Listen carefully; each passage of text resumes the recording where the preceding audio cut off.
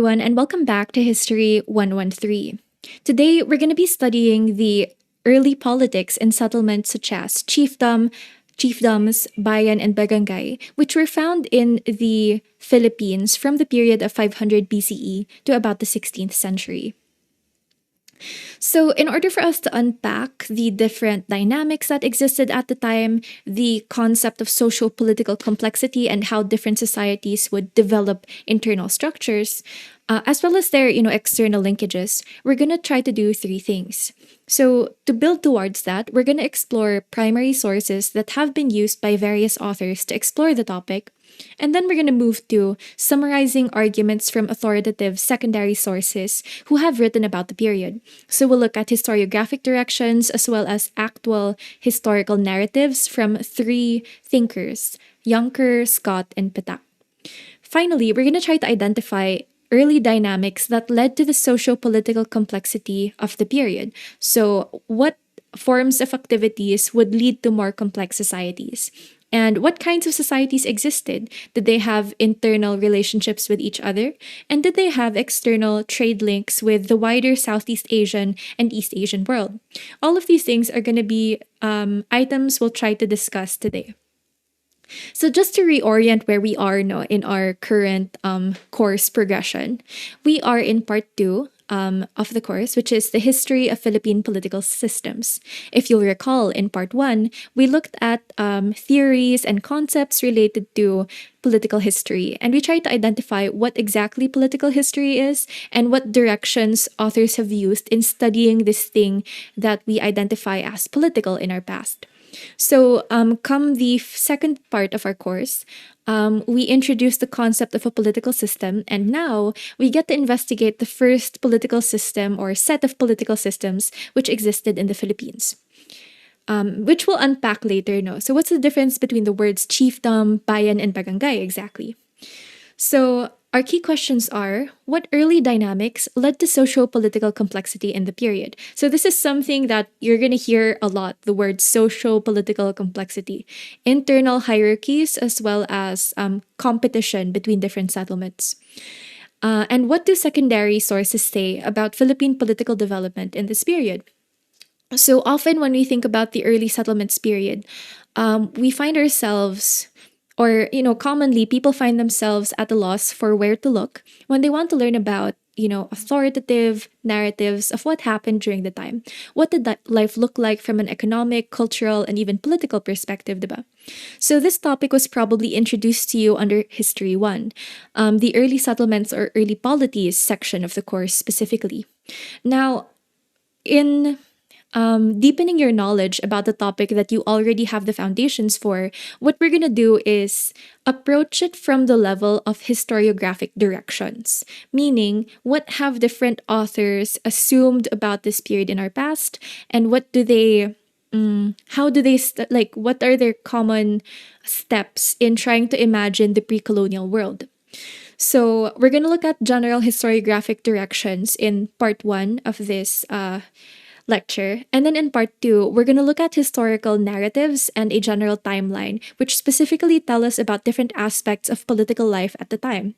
Thirdly, we'll look at a summary of the political system based on all of that information that we tried to collect together. No? How do we plug our knowledge of narratives of the time into the political systems framework so we have a basis of comparison of how politics developed or how politics was developing in chiefdoms versus other political systems that we'll study later on. Finally, as a last note, we're going to look at political continuities, or how did the dynamics in these early settlements affect other political systems that would emerge after it. Diba? So, without any sorry, I forgot about this part. So, throughout the course or throughout the module, we're going to have a couple of key terms that we need to be familiar with. So, these are terms that bring us closer to having a more rich vocabulary related to the explanation of early politics in the Philippines. No?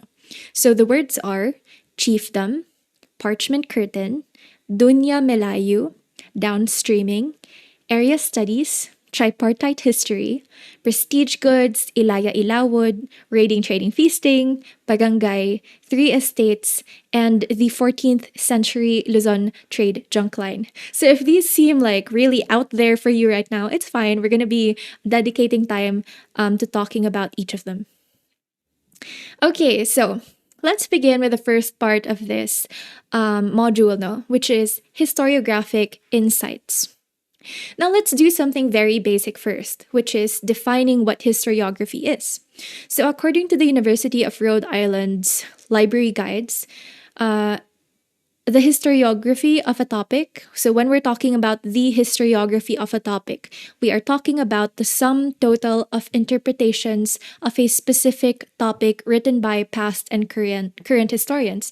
So, how do we know? How do we tell the differences between how one historian thinks about the topic versus another, diba? You can look at the periodization. Sometimes people will use different periodizations for the same topic, or they will use different frameworks. Remember our look at different models of political history, whether international or national. Diba, these models or frames of history inform the basic questions that we ask when we're trying to write a narrative. So if it's gender histories, for instance, you ask yourself, where are certain genders in the narratives of this topic? Or if you're talking about international histories, you're looking at the ways a domestic activity can be linked to global processes, right? So different historians have different assumptions about particular topics. And when we study those assumptions and the ways these historians write, then we're looking at historiography. Another thing that we talk about when looking at historiography is the history of historical writing. How does historical writing change from one period to another? And you kind of see this when we discussed the strands of Philippine political history, right? If you remember, colonial histories have a different approach to Ilustrado and Katipunan proto-histories. And then the approach would be different from nationalist histories and state-sponsored histories and so on and so forth. So when we study those differences in writing, we're looking at historiography. Here's an example. Under Spanish-era Philippine colonial studies, which you're already familiar with, the act of colonization was justified as a way to civilize natives and then turn them away from their savage or heathen practices. This assumption, of course, has been challenged with studies on the early complexity and culture of Philippine societies. As early as the period of the late 19th century, Ilustrados and Katipuneros were already saying that there was a period of development, or what they called liwanag, before the Spanish arrived. But we'll talk about that more later, no? So when those basic assumptions of why things happen in the past are challenged, then we see a development in historiographic approaches. Okay? If you have any questions about this, just ask me. So, coming back to the period of early settlements or chiefdoms, bayan, and barangay, why do we need to study the period in the first place? Well, it is from this period that we see early ethno-linguistic and cultural trajectories. The Philippine historian Samuel Tan talked about how, coinciding with this period is the emergence of Philippine ethno-linguistic groups such as the Kapampangan, the Tagalog, the Ilocano, the Bisaya, and so on and so forth. So besides that, we also can use the period to see our cultural and economic and political connections to the wider Southeast Asian world within the period. No? So even before the Spanish arrived, we already had a complex set of systems of society and politics that the Spanish would utilize when they were building their own empire in the Philippines. Finally, we can find proof of early trade and political systems that would be reorganized and adapted to conditions of colonization in the 16th century. So there was culture here, there was politics here, and we're investigating what those political systems looked like exactly. Okay, so here's our first question for today, right? What did we call the Philippines before it was the Philippines? Because the word Philippines, or Las Filipinas, was a construct or a creation of the Spanish period when they, literally named these islands that they were trying to colonize. after Philip II. So here are our first historiographic directions. We need to look for terms for early settlements, right? So, how do we name these initial settlements in the Philippines if the Philippines didn't exist yet? Now, there are different terms that have been used by various scholars, and I'm going to introduce three today. The first concept is the concept of a chiefdom. And this is a general term for Southeast Asian settlements where the central authority is usual a charismatic hereditary chief with a following that composes his chiefdom. So if you think about the political organizations of the time or political communities at the time, you will look at a small settlement. And the head of that settlement is a charismatic hereditary chief. Charismatic meaning they have a certain amount of appeal for people to stay loyal to them. And that's an important part of the dynamic. They have to remain charismatic, attractive, good leaders in order for people to stay within that unit.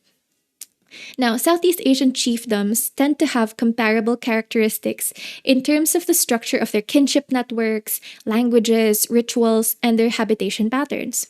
So each ethno-linguistic group has its own term for the concept of community. If you look at the word itself, chiefdom, it's an English word, right? But social anthropologists initially started using the word chiefdom to describe societies with these basic characteristics, right? A small settlement with a charismatic hereditary chief. So we don't really have time to look at our Southeast Asian connections, for instance, similarities in our architecture, like the Austronesian log house, or even similarities in our languages. But I'm sure that you learned this in History 1. So let's look at terms specific to the Philippines, right? Now, the word barangay is something that the scholar William Henry Scott traced to usage by a friar, Juan de Plasencia, in a 1589 description of Tagalog communities. So, according to Scott, a dato would have a following that was not necessarily location-based, but based instead on kinship networks of allegiance. So, it's possible that a barangay could be found in one geographic area, but some people belonging to that group would be farther away. But they're still loyal to that group, and therefore, sila yung barangay. So if you think about it like that, no, the leadership of the chief is important. So people in far-flung areas who are still pledging allegiance to your central community will remain loyal, diba? So a barangay then was a social unit that often roughly corresponded to certain habitation spaces. But it's not always the way that these places were organized, diba? So barangay is a community that has people who pledge allegiance to that community, diba? Okay, so another term that has been used to describe early societies here is bayan, and Damon Woods describes the word as location. Okay, this is what he says about it. Location or living spaces, habitation spaces, was expressed with the word bayan, which is found consistently in documents dating from 1583 well into the 19th century. In fact, itong dalawang to, si Scott and si Woods, if you look at their works, they kind of clash because Woods is trying to say the barangay wasn't really a word being used in many communities. It was only noted in a few transcripts, but the word that was really being used in more spaces was bayan. And then you also have other words that exist in early colonial dictionaries, for instance, ili, right? Or banwa, especially in the south of the Philippines. And I think in Kapampangan, the word for bayan is also banwa. So, there are just so many words that correspond to local communities that, for the sake of this lecture, we're deciding to stick with the word chiefdom. Okay. So pre-colonial and early colonial Filipinos had different concepts of location and habitation and allegiance that could vary from community to community. Instead of looking at all of the terms for these and their variations, we will use the concept of the chiefdom as a blanket description for the small communities that were the centers for their own politics within this period. Usually, there was no higher chief than the local chiefs, than the local chief unless there was an alliance in place. For instance, you have the alliance of that Raja Humabon was trying to put together when he kind of sent the Spanish to attack Lapu-Lapu in Mactan in 1521. So maybe we'll get to discuss that a little bit in our colonial system or colonial political system narrative. But for now, it's just important to know that many of these communities existed and we're just calling them chiefdoms for the sake of simplicity. So here is an excerpt of William Henry Scott's introduction to the book Barangay, which details life of of Filipinos in the 16th century. So ito yung sinasabi niya na excerpt from the Franciscan friar Juan de Plasencia. No? So Juan de Plasencia writes, "These datus were chiefs of but few people, as many as 100 houses and even less than 30, and this they call in Tagalog barangay. And what was inferred from this name is that their being called this was because, since these are known from their language to be Malayos, when they came to this land, the head of the barangay was taken for a datu, and even today it is still ascertained that one whole barangay was originally one family of parents and children, slaves, and relatives." So, dito nanggaling yung common assumption that the barangay is the balanghay or the boat, and the boat containing family units would end up in the Philippines. And then they would start one community and then they would start gradually growing from there. Diba? This is something that Juan de Plasencia explains.